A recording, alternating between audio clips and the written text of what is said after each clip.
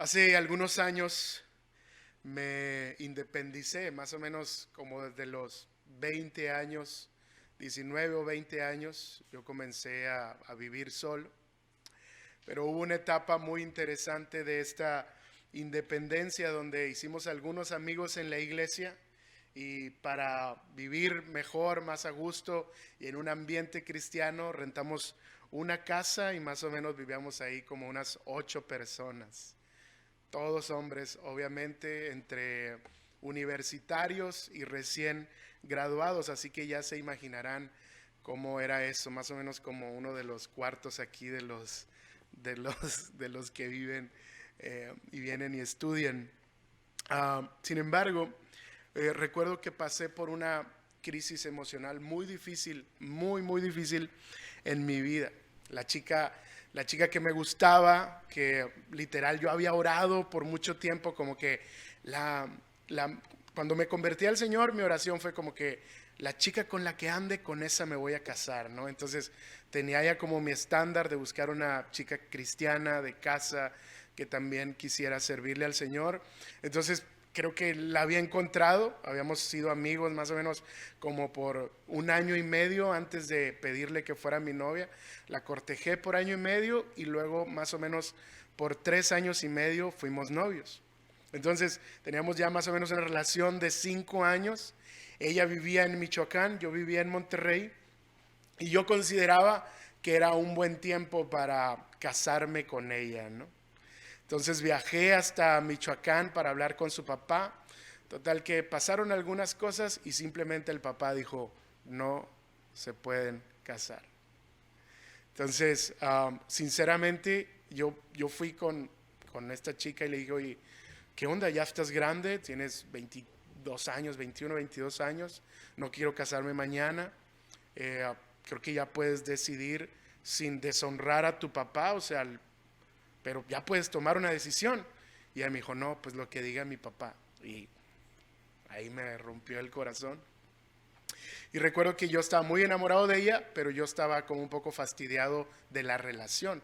Yo viajaba cada mes hacia Michoacán, todavía no existía Viva Aerobús, así que solo viajábamos viajaba yo por autobús. Entonces yo le dije, ¿sabes qué? Vamos a darnos un break y después vemos qué pasa, ¿no? O sea, cuando creas que es un buen momento para casarnos. Sin embargo, cuando yo regreso a mi casa llena de roommates, en lugar de buscar el consejo de Dios y buscar el consejo de mis pastores, yo creyendo que como mis amigos eran cristianos, buenos cristianos, iban a darme un buen consejo, pues obviamente no. Me aconsejaron muy mal. Los escuché porque eran casi como mis hermanos, casi mi familia aquí en Monterrey. Y el final de esta historia pues es completamente trágico. Tan trágico que hasta yo dudé de si era un verdadero cristiano o no. O sea, después de esa temporada empecé a tomar tan malas decisiones por haber escuchado el consejo de mis amigos, que yo sé que no lo hicieron con un mal corazón. Sin embargo, yo no tuve la sabiduría ni tuve la madurez para buscar el consejo de mis pastores, pero sobre todo para buscar el consejo de Dios en medio de este asunto que tal vez uno puede pensar no tiene relevancia, sin embargo, sí tenía demasiada relevancia. ¿Por qué? Porque llegué a dudar de mi nuevo nacimiento más de una vez. Y no puedo culpar a mis amigos por mis malas decisiones, pero estoy seguro que si hubiera buscado el consejo de Dios a través de mis pastores, el consejo de Dios a través de personas con mayor sabiduría y mayor conocimiento de la palabra de Dios, pero sobre todo hubiera yo tomado la palabra de Dios en serio y la hubiera obedecido, otra historia sería de mi vida. Y parece que el salmista en esta porción está contando cómo él, como un extranjero y un forastero, ha estado recibiendo persecución. Parece que está en una situación difícil. Y lo que él dice y lo que él hace es refugiarse en la palabra de Dios. Y él dice, a pesar de todo lo que estoy viviendo, al final la palabra de Dios es mi deleite y sus testimonios son mis consejeros. Mi vida está guiada por la palabra de Dios. Y justo eso es lo que yo también te quiero compartir en esta tarde. Porque la palabra de Dios es tu mejor consejera, tú debes guardarla, anhelarla y meditar en ella. Porque la palabra de Dios es tu mejor consejera, tú debes guardarla, anhelarla y meditar en ella.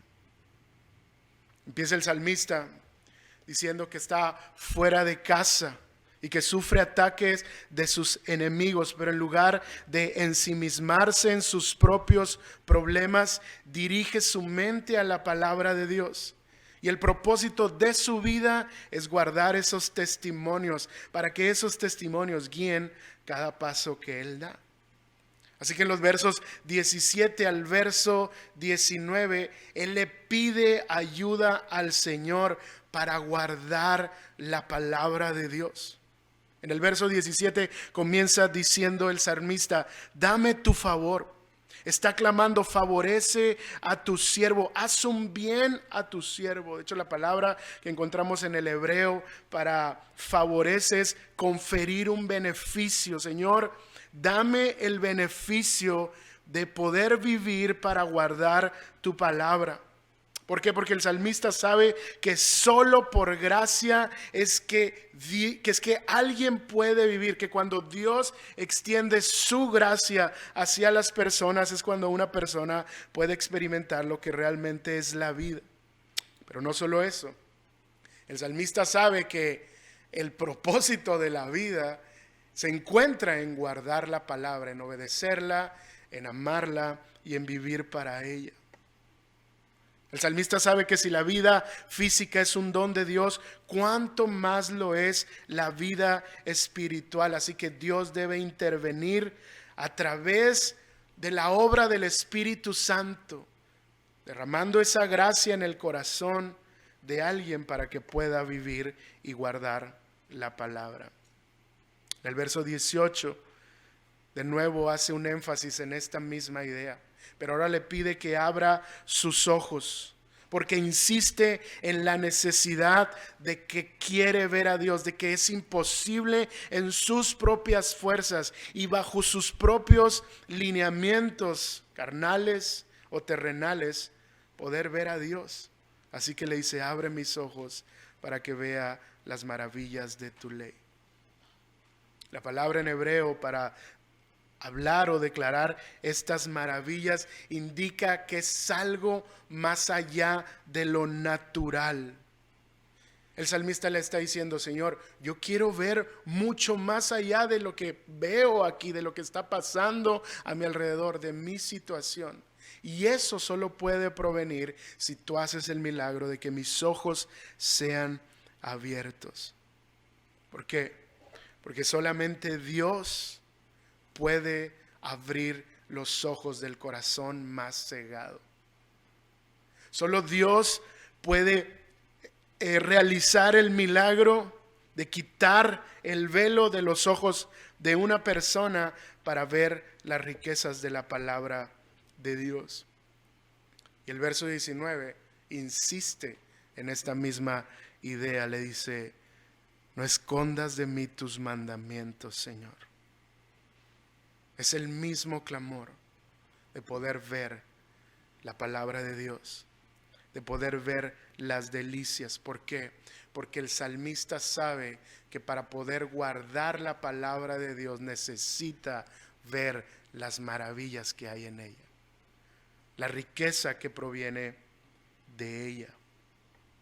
Necesita el milagro de poder ver a Dios y su bendita palabra. De hecho, la oración del apóstol Pablo hacia los Efesios en el capítulo 1, versículo 18, les dice: mi oración es que Dios ilumine su corazón para que puedan ver las riquezas del evangelio. Porque no hay forma de que puedan ver las maravillas de la ley de Dios, de su palabra, las delicias que ésta tiene, si no es Dios obrando en su corazón. Imagina, mi hermano, que llega una persona a la exposición de cuadros y de arte más exótico del planeta.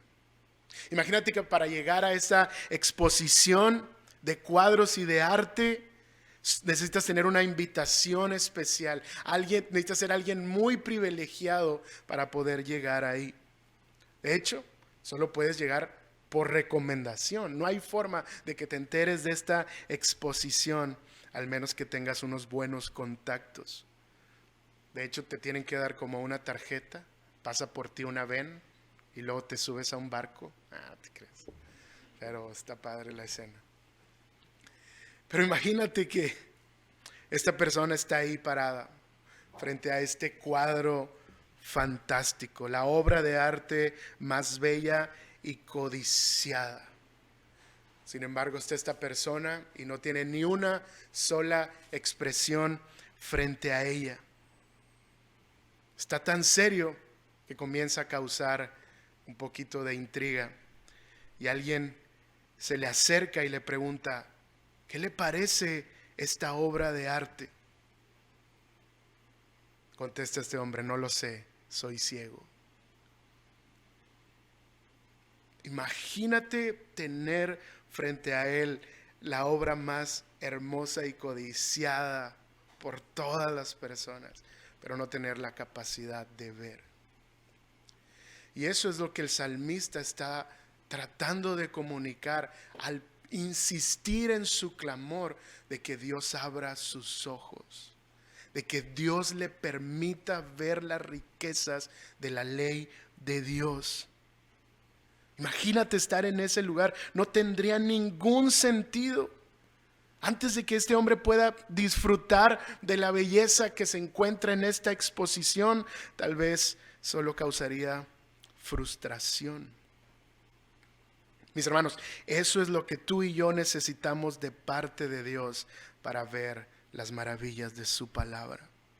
Necesitamos que Él extienda su gracia, que Él abra nuestros ojos, que Él ilumine nuestro corazón para que podamos ver las riquezas que ella tiene, para que dejemos de ver un montón de letras difíciles de leer. Necesitamos que su Espíritu Santo intervenga para que nos quite el velo y la mundanalidad y la carnalidad que hay en nosotros, el montón de cosas que hemos dejado entrar a nuestra mente, el montón de cosas por las que somos fácil de distraernos. Necesitamos que Él intervenga para que entonces nuestro corazón esté deseoso de ver las maravillas de su ley.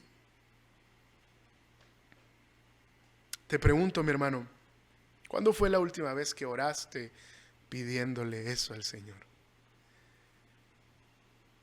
Señor, quiero ver por qué hay gente que se deleita tanto en tu palabra y yo batallo tanto. Porque escucho a un montón de gente hablar de la Biblia y de la palabra de Dios como realmente su tesoro y su delicia, y yo no puedo verlo. ¿Por qué, Señor? ¿Cuándo fue la última vez que clamaste por eso, Señor? Permíteme ver las maravillas de tu ley. Déjame ver las delicias que se encuentran en ella. ¿Cuándo fue la última vez que oraste de esa manera? A lo mejor la pregunta es: ¿oras? Deja tú que ores para que te pida disfrutar de su palabra. ¿Oras? Bueno, ahora tienes una razón. Ahora tienes una oración a la cual puedes dedicarle tiempo de tu día. Señor, yo quiero guardar tu palabra, pero necesito ver las maravillas que hay en ella. No las puedo ver, Señor. Son un montón de letras para mí que no tienen sentido. Son un montón de historias que no entiendo. Por favor, Señor, ayúdame a ver las maravillas que hay en ella. Mis hermanos, la capacidad de ver las maravillas de la palabra de Dios y de poder guardarlas es un milagro que proviene solamente de Él. ¿Sabes cómo se llama ese milagro? Se llama el milagro del nuevo nacimiento. Si tú no has nacido de nuevo, lo único que vas a ver es un montón de letras difíciles de entender. Si tú no has experimentado el nacimiento de nuevo, lo único que vas a encontrar es un libro sumamente aburrido, lleno de instrucciones y de mandatos que no quieres cumplir. Cualquiera, mi hermano, puede leer este libro, pero no cualquiera puede disfrutar de él. Necesita el milagro de Dios. Así que tal vez lo que deberíamos reflexionar es: ¿he nacido de nuevo? ¿He experimentado el milagro de la salvación en mi vida? ¿Me he convertido al Señor? ¿O he estado engañado todo este tiempo? Y por eso no amo su palabra. Por eso es que no busco a Jesús a través de su palabra. Por eso es que no me interesa sus mandamientos.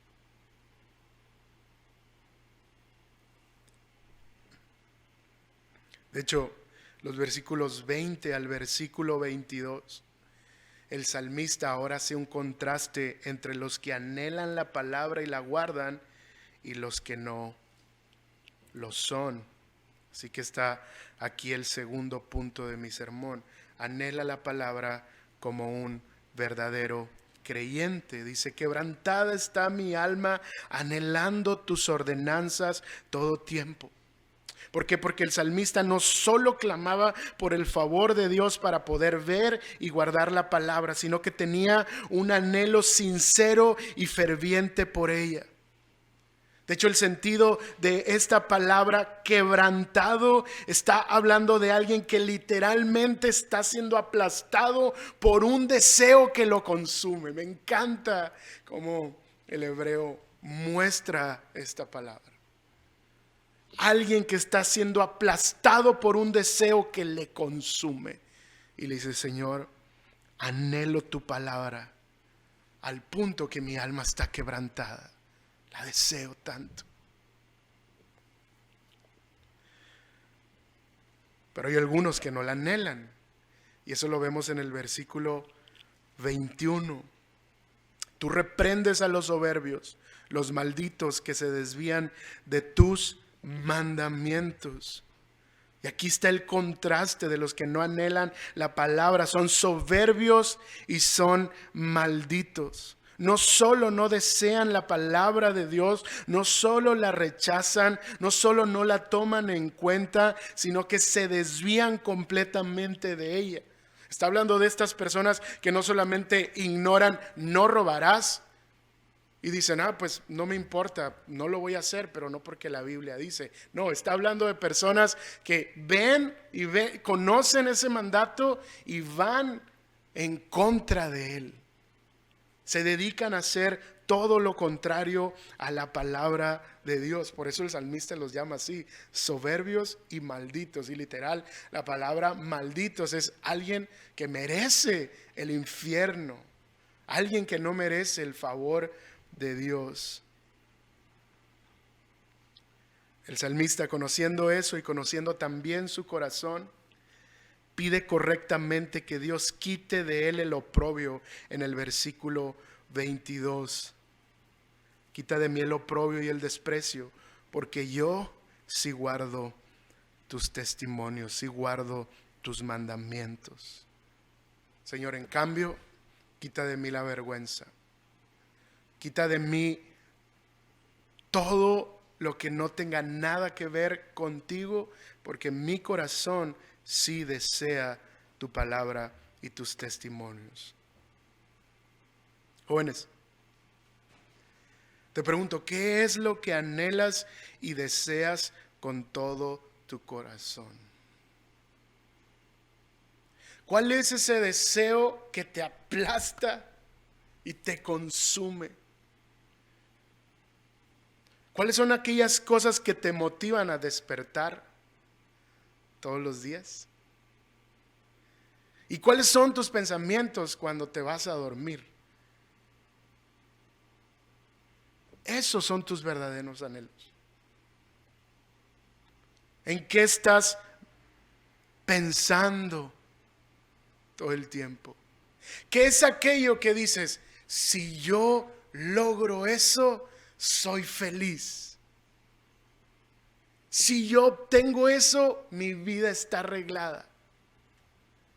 Si logro hacer aquello, entonces ya encontré el propósito de mi vida. ¿Cuáles son tus deseos y tus anhelos que te consumen? ¿Por qué? Porque los anhelos de tu corazón revelan lo que eres verdaderamente. Los anhelos de tu corazón, aquello que te hace sentir un deseo desmedido para que llegue o se cumpla, manifiesta mucho de quién eres tú. Ahora te pregunto, ¿es la palabra de Dios lo que te consume?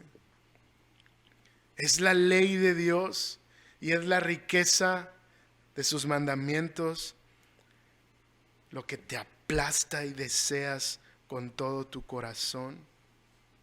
¿Es realmente la palabra de Dios el estándar en el cual quieres vivir y en el que deseas edificar tu vida?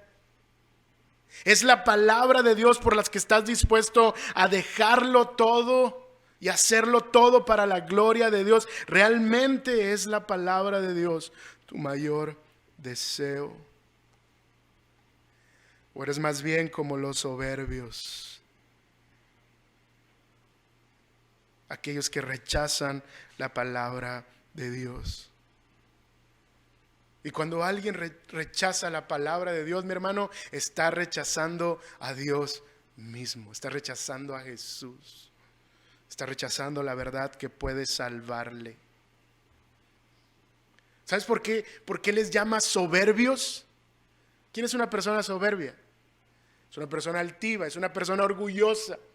¿Por qué? Porque cuando alguien rechaza la palabra de Dios, está diciéndole, espérame, yo soy más sabio que tú.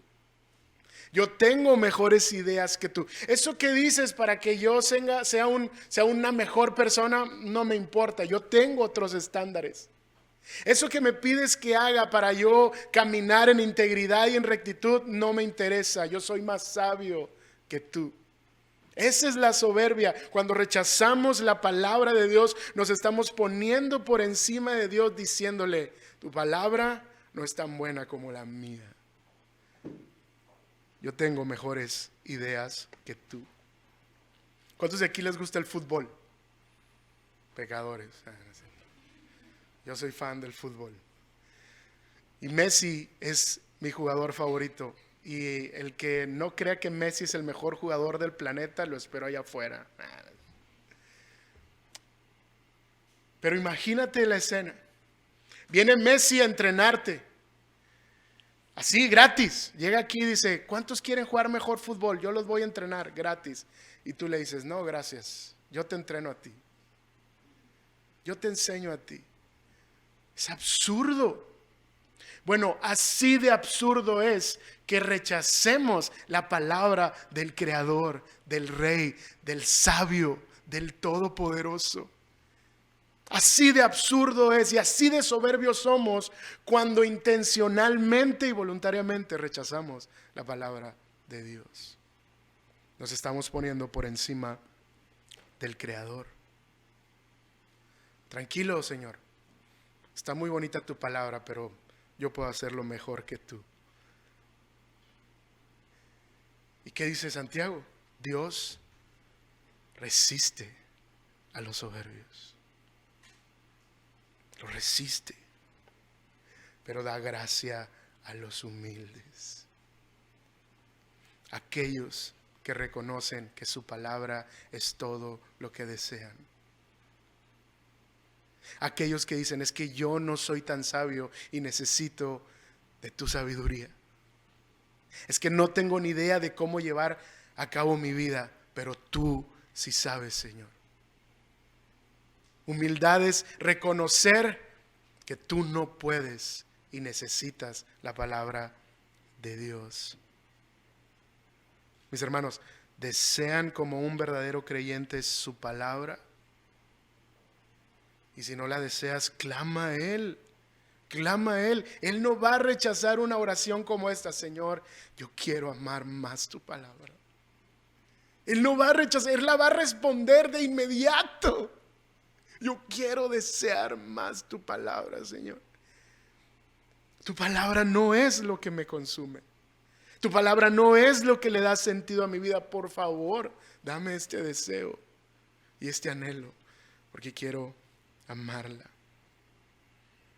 Quiero encontrar propósito en ella.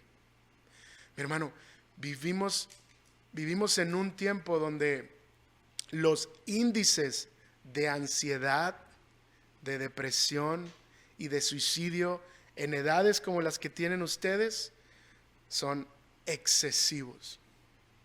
Y hay un común denominador, y es que no tienen idea de para qué existen y para qué viven. No tienen ningún propósito, no hay ningún anhelo que los consuma como para poder encontrar un propósito para su vida. Y sabes que hay un propósito suficiente, y es la palabra de Dios. Si la palabra de Dios es el anhelo que consume tu alma, es suficiente para encontrar un motor para despertar todos los días e irte a acostar. La gloria de Dios encontrada en vivir bajo la palabra de Dios.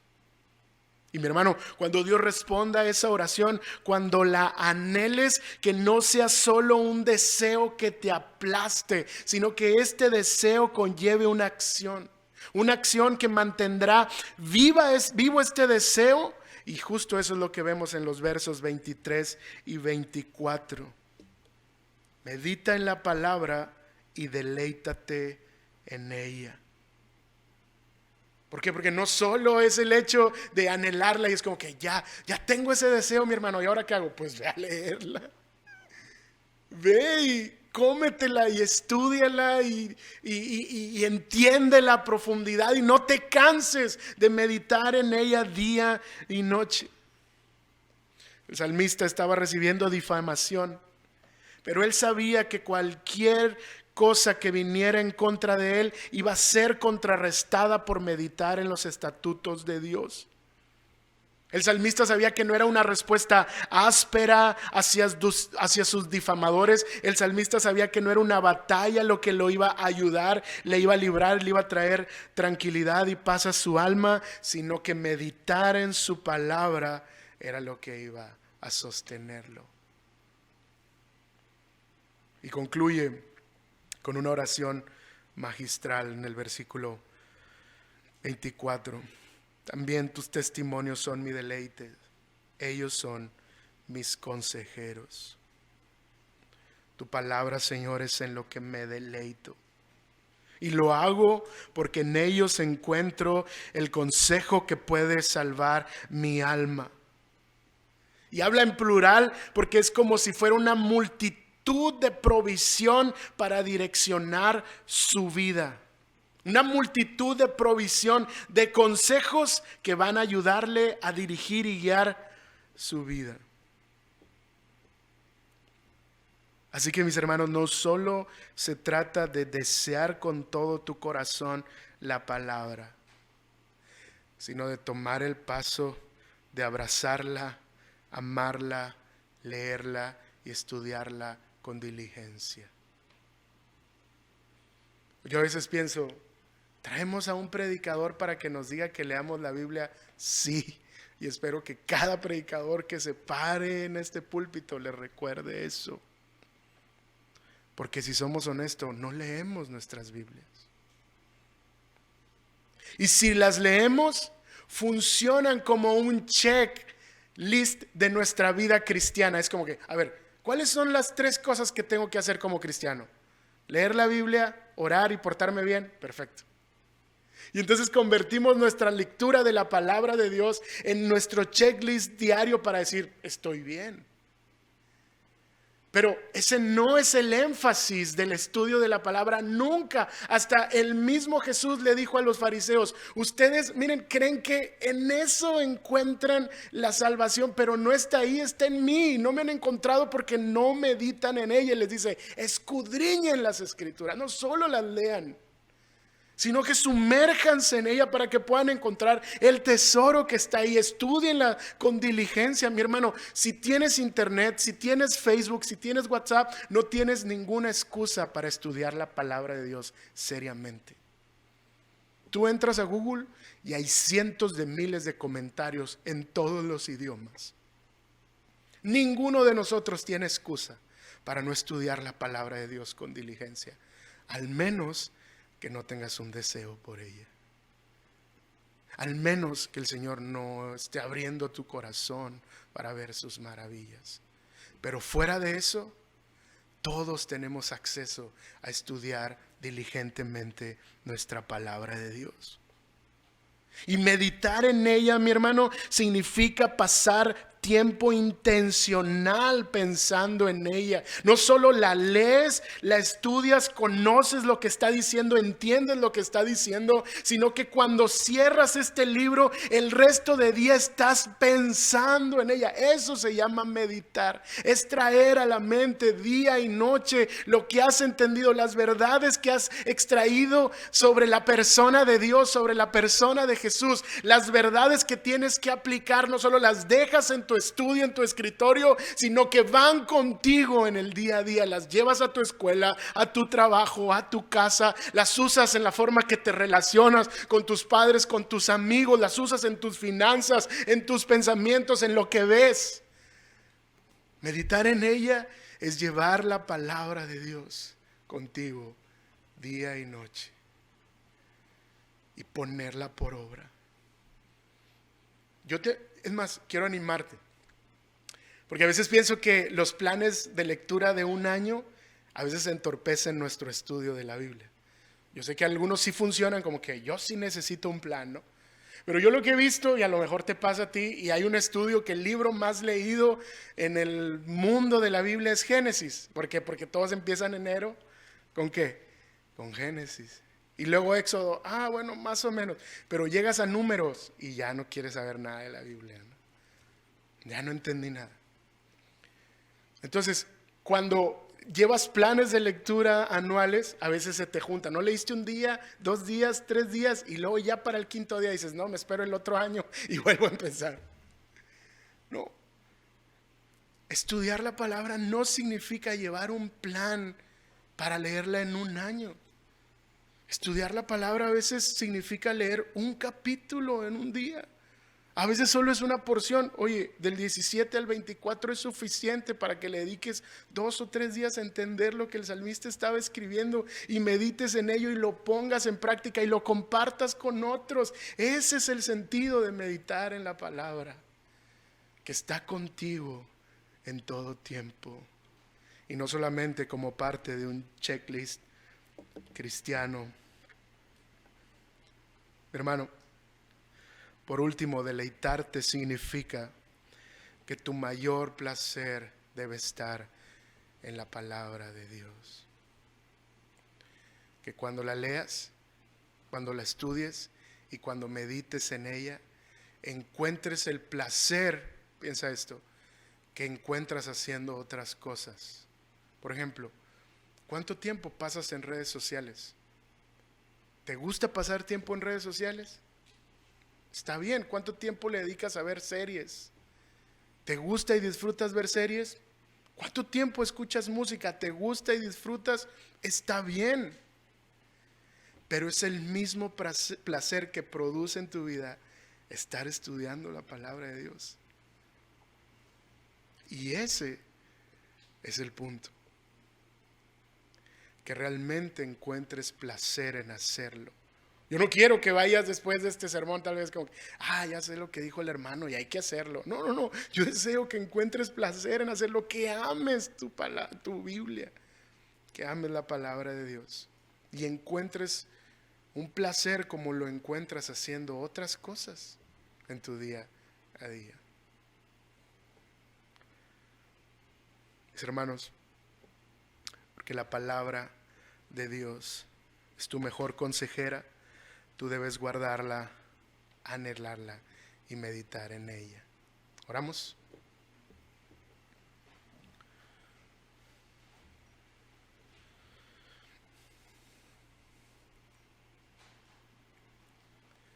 Señor, a veces es difícil compartir esto, reconociendo que muchas veces ni siquiera yo tengo el deseo de leerla. Que muchas mañanas me despierto peleando contra mi carne para realmente disfrutar de tu palabra. Perdónanos, Señor. Perdóname a mí. Porque muchas veces me he acercado a la palabra simplemente para cumplir con mi ministerio o con mi obrar cristiano. Perdóname porque muchas veces ella no ha sido mi verdadero deleite y no he encontrado el placer que he encontrado en otras cosas. Perdóname, Señor. Pero hoy apelamos a tu gracia. Apelamos a la gracia que está disponible para cada uno de nosotros, para que abras nuestros ojos, para que nos favorezcas, dándonos vida para guardar tu palabra, para ver tu ley, para encontrar las riquezas que tal vez no hemos visto. Señor, y la mayor riqueza que hay en tu palabra es a nuestro Señor Jesucristo. Si hay alguien entre nosotros, Señor, que nunca ha experimentado el nuevo nacimiento,